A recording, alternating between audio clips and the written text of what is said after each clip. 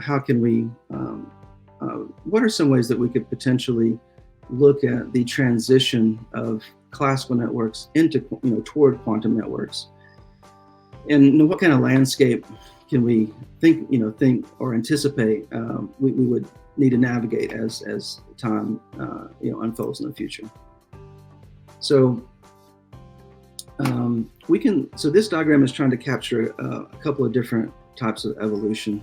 So if we look on the top of the diagram in the green area, well, first of all, the diagram has two axes. The x-axis is the data rate. I'm just kind of characterizing this as low and high, but we have data transmission rate, and then the y-axis is security.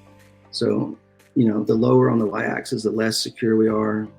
The higher we are, we achieve information theoretic security in the green. So if we look at just the evolution of quantum networks in the top green area here, so we're going to start with first generation quantum networks. We'll have relatively low entanglement generation rates, and therefore relatively low data transmission rates, but they will be, in principle, achieve information theoretic security. And I say in principle because there's always the chance of implementation errors or side channel attacks. But anyway, we started on the secure domain here, and then as we evolve from first generation quantum networks to second generation to third generation, our security is maintained. We just are improving our data rate.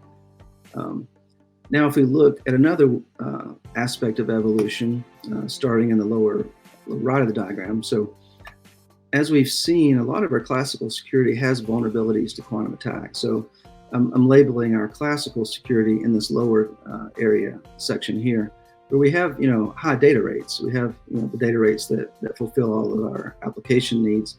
But we have these vulnerabilities to quantum attacks across most of the classical algorithms, and so there has been an effort as time goes on. We're seeing transitions toward what I'm going to call hybrid networks, which leverage quantum capabilities to some degree, but sort of use them alongside a classical networking paradigm, really. So an example of this would be QKD with some type of algorithmic encryption like AES, or QKD with a PQC encryption algorithm. So in this case, the QKD part of it, which is the key distribution, which leverages quantum systems, is secure in principle. But then at that point, we have a shared key, and then we use that shared key in a classical encryption algorithm. So I'm showing these hybrid systems kind of straddling the conjectured security and the information theoretic security space, because the quantum part of it is in principle secure, but the algorithmic part of it it has conjectured security. So we can't prove that these will be always secure.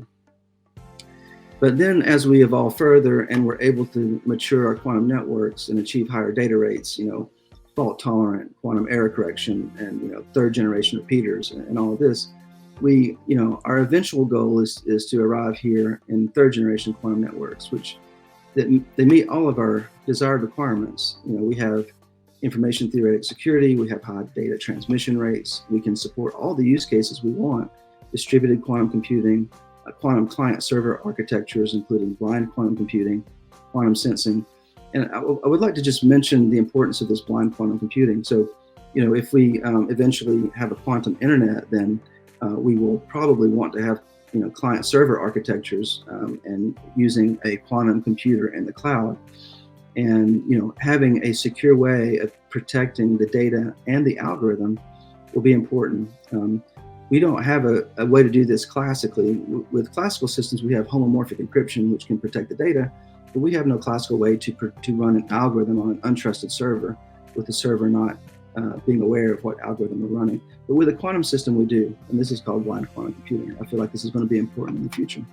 So we really can support all the use cases we want at the data rates we want. And so this upper right-hand area of the graph of the diagram is where we want to be eventually.